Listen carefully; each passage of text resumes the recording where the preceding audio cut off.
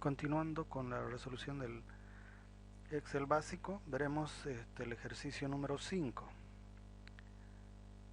Acá tenemos las instrucciones en la parte inferior del cuadro. Nosotros vamos a ir copiando de acuerdo a lo que nos dice las instrucciones. Para ello, en el punto 1 tenemos, dice, gastos generales. La fila de gastos generales va a ser igual en la columna de febrero, va a ser igual. Para poder introducir una fórmula en una celda, lo que tenemos que hacer es poner primeramente el símbolo de igual para poder introducir cualquier clase de fórmula. Ahora nos dicen en las instrucciones que va a ser la columna de febrero, va a ser igual, primero abrimos paréntesis, a la columna de enero donde tenemos el dato multiplicado por el 3%. En este caso el símbolo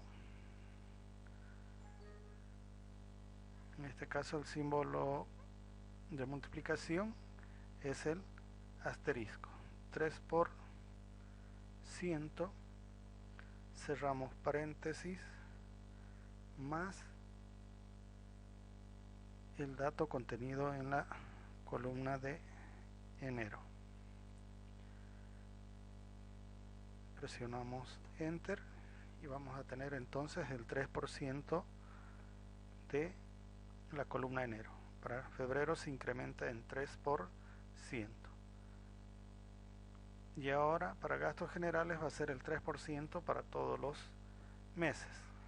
Como ya sabemos cómo se va copiando, lo que tenemos que hacer es ir a una esquina de la celda, que nos aparezca el símbolo de más, esa cruz negrita, y presionamos el botón izquierdo del mouse, lo mantenemos presionado y lo vamos arrastrando hasta junio.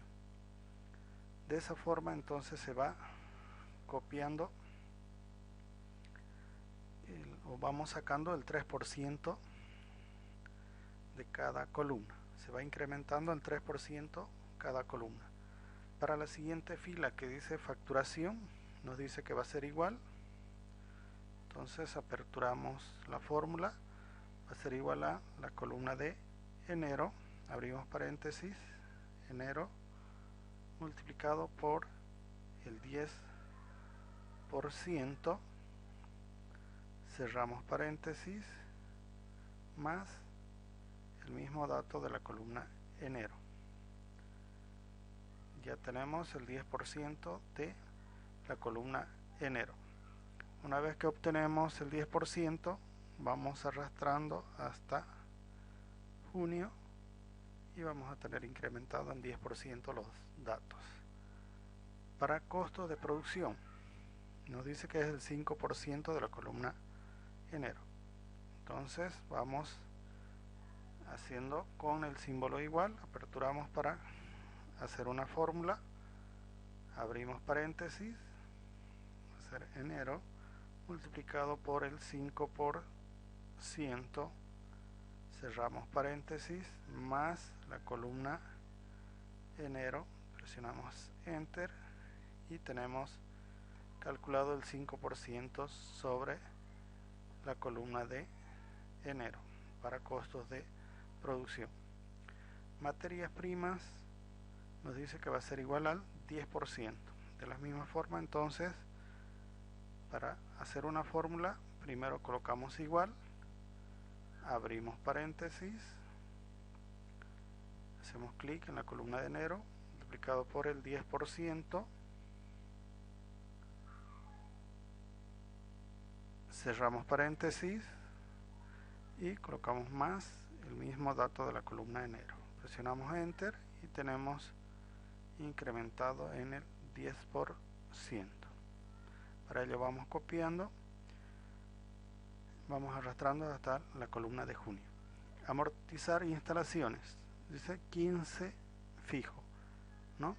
Esto simplemente podemos copiarlo haciendo clic con el botón izquierdo del mouse, manteniéndolo presionado y arrastrándolo hasta la columna de junio. Se copia el mismo dato. Para los totales, el total semestral y el total de ingresos disponibles, vamos a hacer con la aplicación de autosuma. Como aquí ya tenemos copiada la autosuma, lo que tenemos que hacer es arrastrar hacia la derecha. Arrastramos hacia la derecha y se nos va copiando todos los datos de autosuma. Para el total semestral nos dirigimos entonces al menú inicio, al icono de autosuma, hacemos un clic, presionamos enter y se nos van calculando los totales semestrales. Lo arrastramos